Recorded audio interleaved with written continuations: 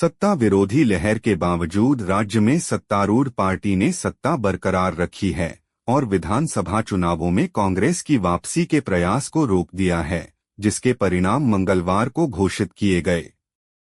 भाजपा ने राज्य में अब तक का अपना सर्वश्रेष्ठ प्रदर्शन करते हुए 48 सीटें जीती, जो 2014 की तुलना में एक अधिक है। कांग्रेस ने 37 सीटें जीती और आईएनएलडी ने 2 सीटें जीती।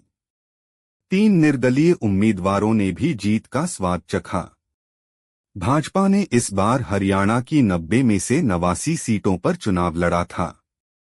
उसने सिरसा सीट पर चुनाव नहीं लड़ा, जहां से उसके सहयोगी गोपाल कांडा विधायक थे। हालांकि कांडा अपनी सीट हार गए। 2014 से पहले भाजपा को मुख्य रूप से आईएनएलडी और फिर बंसी लाल के नेतृत्व वाली हरियाणा विकास पार्टी, अब कांग्रेस में विलय हो चुकी है, जैसी पार्टियों के अधीन रहने से प्रतिबंधित किया गया था। इसने 2014 में पहली बार अपने दम पर सभी 90 सीटों पर चुनाव लड़ा था। 2019 में भाजपा ने 40 सीटें जीतीं और जेजेपी और कुछ निर्दलीय विधायकों के समर्थन से हरियाणा में सरकार बनाई। 2014 में पार्टी लोकसभा चुनावों में अपने प्रदर्शन से उत्साहित थी, जिसमें उसने 8 सीटों पर चुनाव लड़कर 7 पर जीत हासिल की थी। 2014 में 47 और इस साल 48 सीटें जीतने से पहले 1966 में अलग राज्य बने हरियाणा में भाजपा का अब तक का सर्वश्रेष्ठ चुनावी प्रदर्शन था, जब उसने 1987 में 20 सीटों पर चुनाव लड़ा था, जिनमें से 16 सीटें जीती थीं। उस साल देवीलाल के नेतृत्व वाली इनेलो सत्ता में आई थी। हालांकि 1991 में भाजपा फिर पिछड़ गई और उसे सिर्फ 2 सीटें मिलीं। 1996 में उसे 11 सीटें मिलीं।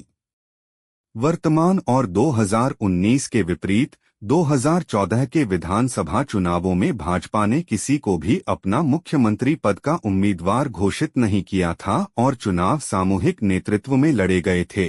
2014 के विधानसभा चुनावों से पहले तत्कालीन भाजपा सहयोगी हरियाणा जनहित कांग्रेस, जिसका नेतृत्व उस समय कुलदीप बिश्नोई कर रहे थे, अलग हो गई थी। अपनी चुनावी संभावनाओं को मजबूत करने के लिए भाजपा ने 4 विजय संकल्प यात्राओं के माध्यम से सभी 90 विधानसभा क्षेत्रों को कवर किया था। कुलदीप बिश्नोई 2022 में कांग्रेस से भाजपा में शामिल हो गए।